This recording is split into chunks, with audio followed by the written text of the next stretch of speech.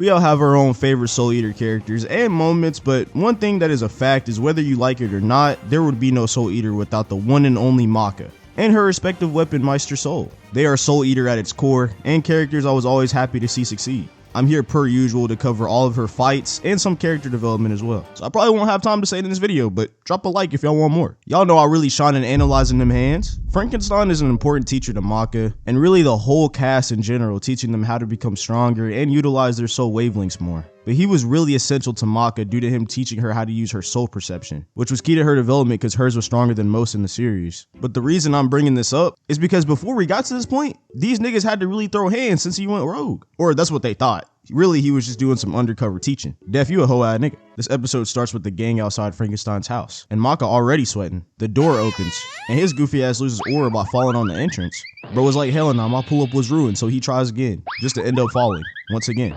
2 wrongs for damn sure don't make no right, little bro. And they begin pressing him, saying, why did you turn the only nigga in the show into a zombie? And that's a great question. This shit foul. They seen a clean black nigga with dreads and was like, let's make him blue now. According to my calculations, black people don't even belong in the show. I think this nigga tweaking, so Blackstar gets on top of his house. And bro don't want to talk no more. He rushes him to get parried twice by a chair. Y'all really letting this man get style points. Then he sucks the blood out of bro, had niggas shook. He turns around like, who want next? And meanwhile, Maka's dad reminiscing about the buns he got from his ex-wife. Like, bro, was it really that good? Frankenstein weaves Maka's attacks, then kicks her into Blackstar next. Bro is really soloing all y'all in a chair. Why are y'all letting him gain aura like this, bro? Frankenstein goes into detail about how he used to be Maka's father's weapon back in the day, and he performed experiments on his body for 5 years without him knowing. I would have sued this nigga. And he had to run me my 30. He's tripping. He rushes Maka, and she goes to block, but he puts power behind that hoe, laying her out. Def the Kid really watching this shit like a Netflix special. Bro, help.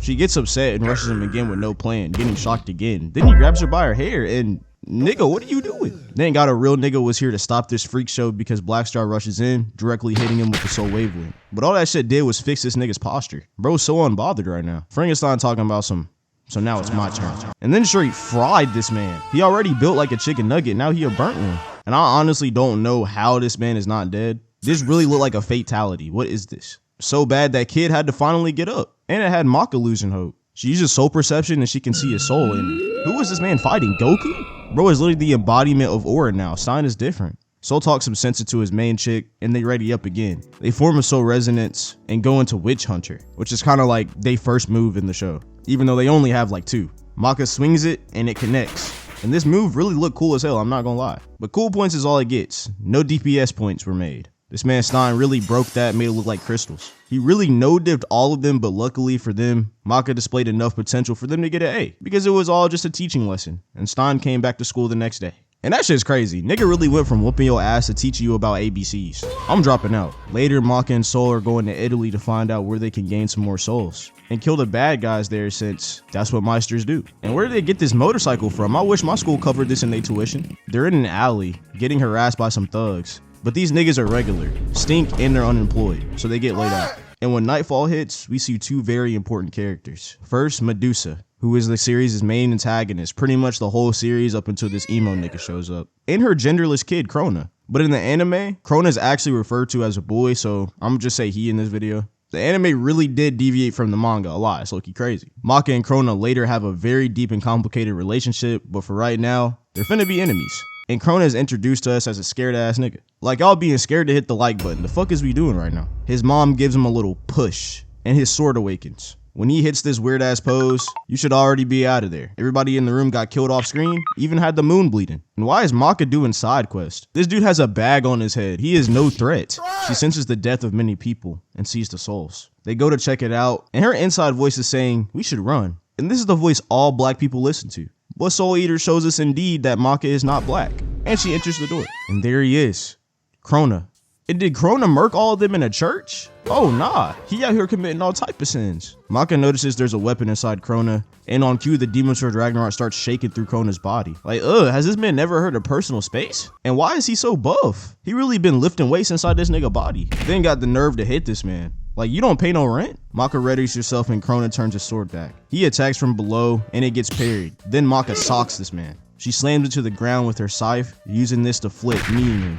Like, how does one even learn to maneuver like this? This is crazy. She raises her weapon to finish him, but bro gets up being impaled, and it doesn't affect him because his blood and flesh are made up of a black substance. They really fight in a nasty ass bottle of cranberry juice right now. If you drink that shit, I hope your car breaks down in the foreseeable future. Then Crona got the nerve to ask her if she wants a taste. Like, bro, get back. He tells his mom he's nervous because Maka's a girl. Bro was like, fuck this evil shit. I'm trying to get some flat white girl cheeks. But his mom was like, no, kill this hoe and possesses him more. So he locks in, screaming hella loud and sending a wave that connects. Then he rushes them screaming directly into the scythe, messing Soul up really bad. Maka kicks him to get off, and Soul talking about some, I'm prepared to die for you. And these are really some famous last words. Well done. Crona shows us the sword play with some shadow boxing, then goes in for a real thrust. This gets weaved and Maka tries tripping him. She's using her hands and legs to avoid because she doesn't want to retaliate to risk hurting Soul, which is what he's pissed about. Like, nigga, we trying to save you, bro. She gets in a weave lock, and this results in her getting pushed into the corner. She tries to run,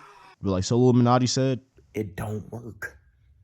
It don't. Crona goes in for the final blow on Maka, but Soul comes out, tanking the attack, which pretty much starts this whole ass character arc for bro, which, long story short, this put black blood in his system, which created this red demon called the Ogre, and he infiltrates his mind, giving him a power boost, but also slowly killing him and making him succumb to madness. It's kind of tragic. But don't worry, this is shonen. You know it gets resolved. Anyway, that tragically ended that fight. And they had to get saved by Frankenstein. This nigga always bailing y'all out. Got me shaking my head. Y'all need some W's on y'all's plate. We see a dude being held captive, and this man is none other than Free. And he's part werewolf and part immortal, which is kind of strange. Like, how did y'all even push this man out? He ends up working for Medusa, and bro even got his eyes tatted. I don't even want to know what hood he's from. I'm gonna stay away. Frankenstein got Maka and Soul doing team bonding, and this shit is not going well. They not even dating yet, and they acting like they fighting for custody of the children. And Soul got his demon talking to him like King Von. Bro over here saying he not gonna be good enough. Like, nigga, you're not good enough to be above 5 feet. Medusa asks Free to go kill Soul and Maka, and it flips to the Meisters being in London during the winter. I'm low-key envious. They traveling more in a few episodes than I've done in my whole life. Maka goes to use her soul perception, but really she didn't even have to because Free just appears right in front of them. Nigga got out of jail just to want to go back the same day. Black Star instantly goes into enchanted sword mode, surprising Maka. This is her first time seeing it. She thought this was actually gonna get a W, but we all know enchanted sword never gets W. He sprints at Free, stopping an icicle, and starts looking like he's finna one-shot bro, until he literally burns out, going out of commission. This nigga is trash. This form has less wins than niggas going on Pop the Balloon. Bro got no win ratios. Soul thinks he's slick, stabbing Free off guard, but he didn't know he was immortal. Bro built like Hedon. His wound closes up, and he starts expanding his soul, changing into a werewolf. And this really got me scared. We gonna need Tarzan to communicate with this nigga. Maka goes to get her stance ready, but her hands burn due to her and Soul not being on good terms. And Medusa happy as hell, all according to my plan looking ass. Free runs up hitting the piss out of Maka, then using the ice pillar for extra DPS. And he ain't done, sending a kick her way, but luckily she dodged it.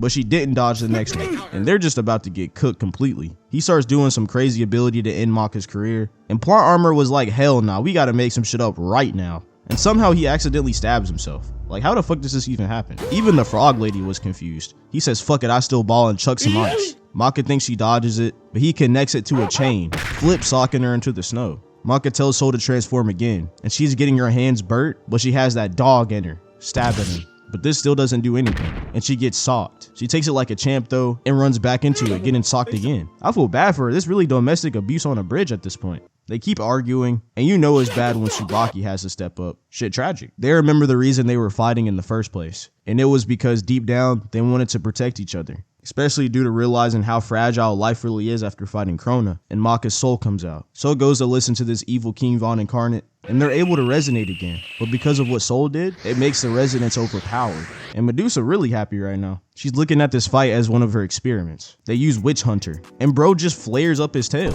Like, what is this shit made out of? BBL ass tail. Maka slams her scythe into the tail, and then she puts her head on the scythe to push straight through him. And I'm like, finally, another W. Oh shit, why is she jumping off the bridge? Soul saves her from edge guarding to death, making this their first W in the whole vid. Clap it up for these niggas, man. You love to see it. Wait, what the fuck? This nigga won't die. Black Star comes in with that assist though, sending him into the water, never to be heard from again. That man was tweaking. I'm still adding that W to their resume though.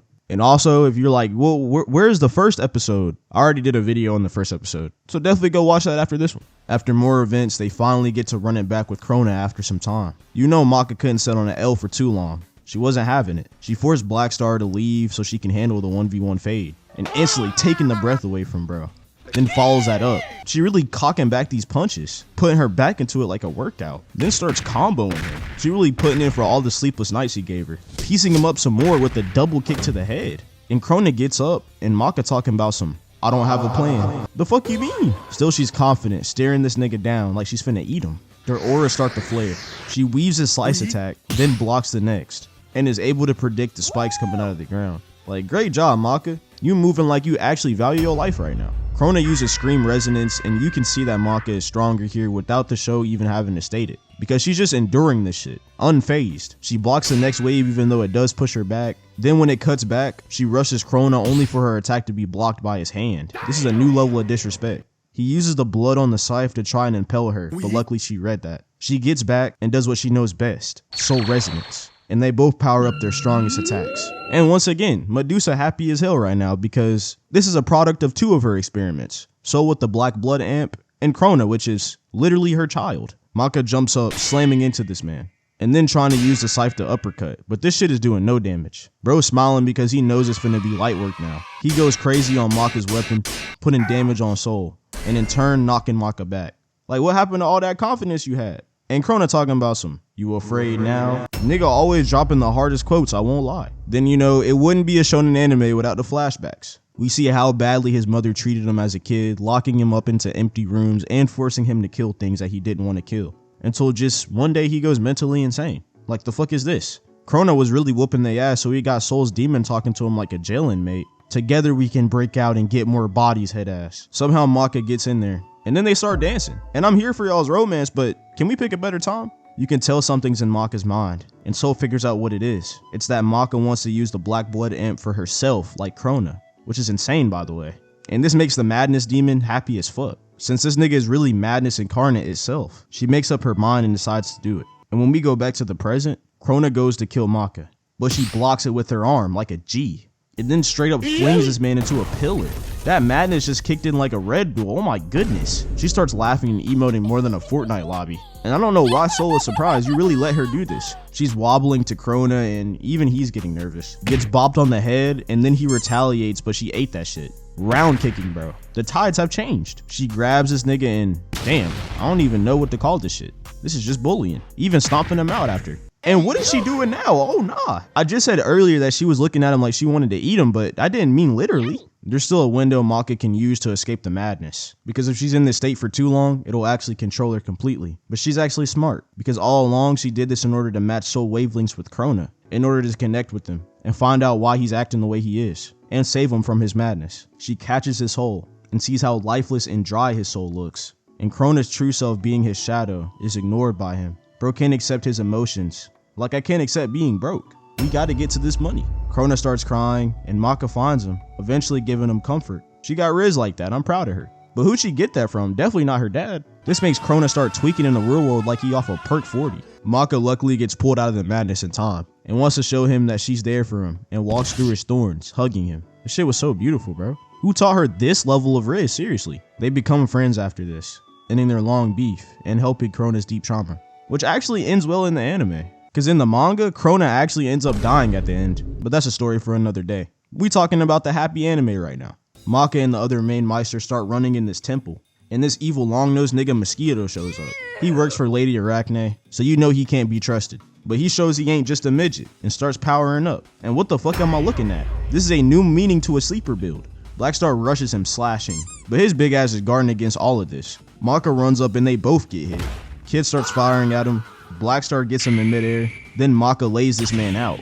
This is W teamwork, just for this shit to do no damage, and this man keeps flexing. Why y'all letting the enemy emote, man? Madness talking to Soul again, because he knows without him, they finna be cooked. He might be evil, but he stay carrying, I won't lie. Blackstar uses Enchanted Sword, and now I just want to quit making this video, because why are you doing this shit? They all rush in, just to get knocked. Blackstar tries to save Maka, but gets slapped. Then Mosquito starts handing out free lariats. Bro think he Broly. Madness is still talking to Soul like, bro, y'all are getting cooked, hurry up and play this piano, my nigga. So what does he do? He starts playing the piano, like a kid being held at gunpoint by his mom for lessons. They all combine their soul wavelengths together, And like the little ogre suggests, they proceed to start cooking this man from all different directions, not letting up. This is like a humiliation ritual at this point. Bro not getting no type of break. The enchanted sword mode is getting an overpowered amp and is able to strangle this man like he's Shikamaru. And Blackstar slices his arms off. This is the most damage I've ever seen enchanted sword do. Bro spent all that time getting gains for no reason. He's a disabled gym bro. Death the Kid hits his signature as well. Like I swear everybody popping their alts, obliterated him. Now he's really trying to run. But Maka had other plans, forming her ultimate soul resonance. And instead of using Witch Hunter, she uses a new scythe, Genie Hunter, slicing straight through Mosquito, killing him, or at least I thought. He really just attached his head and got away. But I'ma still count this as a W for the team. He really got soloed by a group of teenagers and a piano. Go back to the lobby. Now these next two fights are very important, but have a lot more talking than hands, so I'ma just skim around a bit. We all know Medusa was evil as fuck, infecting Soul with black blood to where near the end of the show, Maka had to save him from the madness and the ogre before it completely took him over, and she pretty much helped make the Kishin and drove Frankenstein insane, also causing Crona a lot of trauma, and that's her own son. This hoe really need to be on death row. Frankenstein comes to his senses and decides to give Maka an opening to kill her. Her ugly ass really looking mad as hell about that shit too, like you ain't commit all them sins. They'll go back and forth for a second, and somehow she looks surprised when Maka pulls up behind her. They literally playing this shit right in front of you, nigga. Maka really sliding for Crona right now. Medusa thought she dodged the attack, but it was able to separate her soul from the girl's, and in turn kills her next, since the range of Genie Hunter cuts whatever evil soul is in front of it, regardless of reach. And this really had me happy as hell. She really had to be stopped. Even when all these other niggas got introduced, she was still the worst of them. Meanwhile, these niggas over here fighting the Kishin and the world is ending. He had that shit looking like Section 8 housing. They fight the Kishin for a while, but it all ends with them being slumped over. Maka and Soul make one final stand against Ashura in his fullest form. They instantly queue up Soul Resonance and Genie Hunter, rushing bro just to get her face snagged and slammed. Like bro, this is the final episode, yeah! She takes my advice, getting back in there, and what the fuck is this? This the final boss and y'all using these weak ass jabs? And they really watching her fight this man. Like what happened to jumping? Take notes, look at JJK. They focus all their power into Genie Hunter, making it damn near an axe at this point, calling it Kishin Hunter. And it's able to pierce his skin. But this nigga trying to be all philosophical and shit talking about some, Am I really evil? like gee, I don't know, look at the world you made. He breaks the scythe with little effort and shoots a beam, blowing her up. But Soul comes out, sacrificing himself. She gets mad, charging, but gets comboed into the ground. Crona acknowledges that she will win though, due to her courage and bravery, which overpowers madness. And with that, she tanks an explosion and gets back up. The Kishin is like, nigga, what kind of plot armor is this? She runs in, creating scythes from her body, clashing and finding an opening to slice him. At this rate, she's turned off her brain and is fighting off of straight courage. This is really her version of Ultra Instinct. She tanks an explosion, but the Kishin's freaky ass grabs her by the throat and slams her. She tries impaling him multiple times seamlessly, but he had other plans.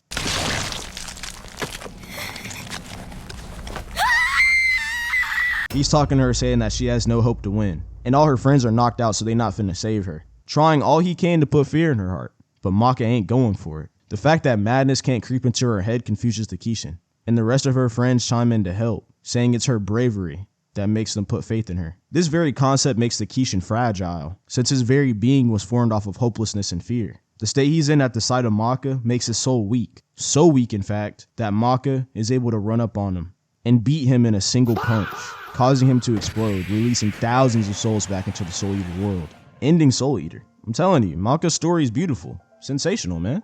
And before I end, I gotta give my thoughts on the ending. A lot of people say this was ass and the mangas was way better. And while I won't deny the mangas was definitely cooler and more in line with the crazy spooky vibe that Soul Eater gives off, I won't discredit the anime. The concept that being able to beat the Kishin took more than brute force and raw power made sense to me. And I'm glad Maka was the one to be able to do it, since she isn't the strongest out of the group, but definitely the most versatile and in tune with the spirits and emotions of the people in the show. However, I do believe the anime's build-up could have been better, maybe with more episodes and more time to prep, since when you're watching it, you can obviously tell they were definitely pressed for time, cramming all this shit into one episode. But other than that, I definitely don't think it should be hated, it just needed more time, more prep. But I do like the concept that they used to defeat the Kishin here, because if you remember, even going to the prequel of Fire Force, and Fire Force spoilers by the way, Shinra ended up having to create the Soul Eater world in order to escape the god, because he knew, regardless of what he did, even if he was strong enough to defeat the creature, humanity was just gonna fall into the same trap. So he ended up creating his own world to make sure that that wouldn't happen. even if it had to be a world as insane as Soul Eater. So I like how the author really uses concepts more than power for these big climaxes, because that's really what matters at the end of the day. Hope y'all enjoyed the Maka video, and I'll see y'all in the next one. Definitely drop some recommendations. I really don't know what to do after this. What other animes do you want to see me cover? And I will see y'all in the next one. Peace. I jet to the top, yeah, I blow the brains. Go. Light up the wood in the range, bro. Give me this bitch with a raincoat. Tell the boy stay in my lane, code. That nigga know he a lame, code. Light up the wood in the range, bro. Give me this bitch with a raincoat. Tell the boy stay in my lane, code. That nigga know he a lame, code. That nigga don't got no